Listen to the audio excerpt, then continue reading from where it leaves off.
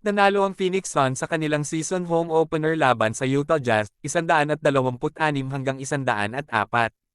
Tinisimulan ng Suns sina Eric Gordon at Grayson Allen sa backcourt, Josh Okogie at Kevin Durant bilang 3 at 4 man, at Yusuf Nurkic sa gitna.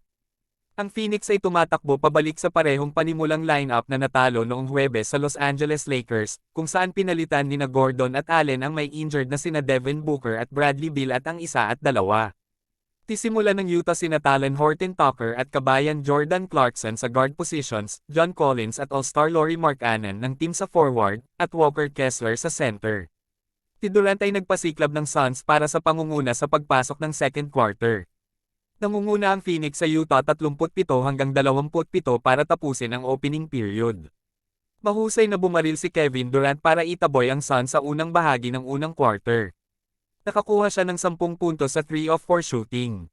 Ngunit ang depensa ng Phoenix ang nagpabilis sa kanila sa 14-3 run ilang sandali matapos ang tip-off.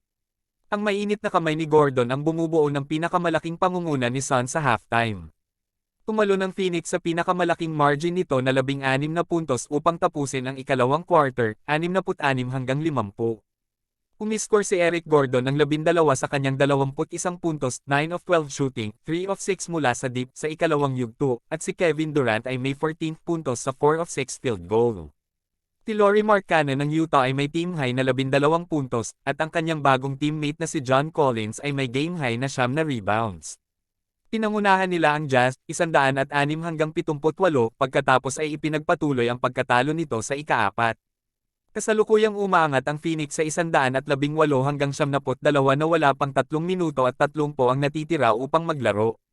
Si Kevin Durant ay tapos na para sa gabi pagkatapos na gumawa ng game highs na 26 na puntos at 7 assist para sa Phoenix, at nag-shoot ng isang stellar na 8 of 11 shooting.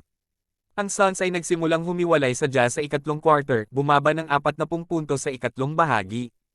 Pinangunahan ni Kevin Durant ang lahat ng scorers na may 26 points, nagdagdag ng pinakamaraming 7 assists at 4 na rebounds sa panalo. Si Phoenix guard Eric Gordon ang nakakuha ng pangalawang pinakamataas na puntos sa laro na May 21. Pinangunahan ni Utah All-Star forward Lauri Markkanen ang kanyang koponan na may 19 puntos sa natalong pagsisikap.